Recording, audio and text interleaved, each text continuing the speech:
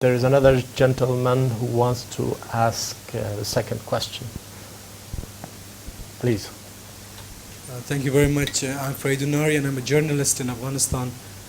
Since Ziaul's time, Pakistan has been pursuing a strategic depth policy in Afghanistan, and obviously Ziaul announced that I want to see Kabul in fire.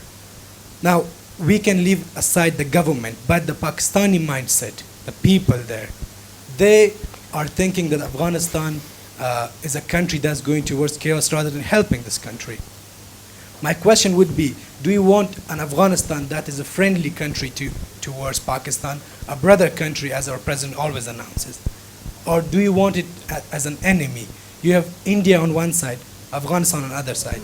So you can help Afghanistan to rebuild and to go and be a prosperous nation and be a friend to Pakistan, rather than following with the same strategy and making enemies out of Afghans, which I see on a very dangerous path. I would ask the Pakistani panelists to tell us if there is indeed such a policy being pursued by the Pakistani government to change the mindset of Pakistani people towards Pakistan, because there have been mobile messages that are being received by Pakistani nation when Americans are dying in Afghanistan or Afghani soldiers are being attacked.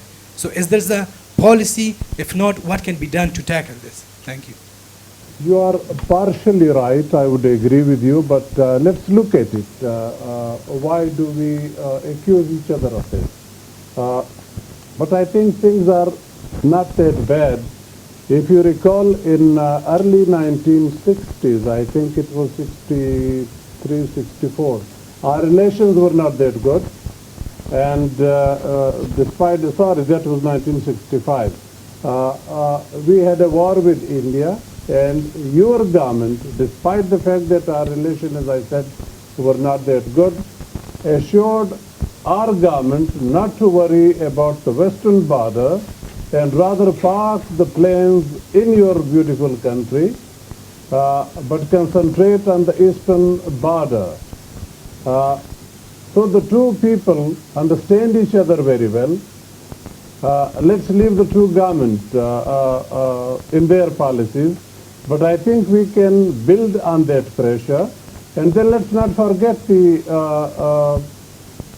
migration of more than 400 refugees into Pakistan during the Soviet occupation. We not only welcomed them, but opened the entire country for them. We didn't restrict them in only the tribal area or in the Khyber Pakhtunkhwa. So the two people understand each other. We still have so many brothers from Afghanistan with us. We are happily living side by side. That doesn't mean what the two, when the two governments accuse each other, or what the gentleman across accuses Pakistan, that the two, as if the two people are dagger drawn. We are not at all. We want a friendly Afghanistan. The days, I agree with you, of the strategic depth are gone. Nobody pursues that. Our army chief, I think, said it in one of his foreign trips, that we want to have a friendly Afghanistan. We do not pursue the strategic depth. So I think those were the days, Ziaul's days are gone. That is much behind.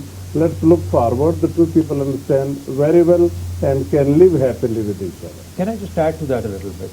You know, this question itself is indicative of the mindset problem that exists on both sides.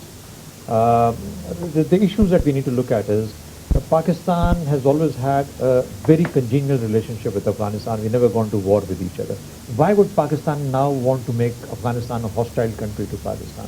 Already you have an Eastern Front which is very, very active. As we've seen, it has seen 4 wars. So I think people in Afghanistan, my younger brother who asked this question, or a son, perhaps would like a son, needs to look at this very clearly, that why would Pakistan like Afghanistan to convert Afghanistan into an enemy? This is how the propaganda that actually gets delivered on both sides of the border continues to impact, and we lose that particular sense of how to analyze and say, why would a country like Pakistan actually want to create a nutcracker situation on both sides of the border? We do not have any sense of a strategic depth. There is no possibility. The strategic depth exists in our minds, and in the sense that if we two countries and two people are merged together into a beautiful economic entity along with the rest of the region, I think that shall be the strategic depth that that people of this region deserve. And if we can somehow continue to look at that as a focus and that as an objective, these apprehensions that we show for each other will perhaps vanish, and we will be able to look at each other in true light and in the correct light. Thank you.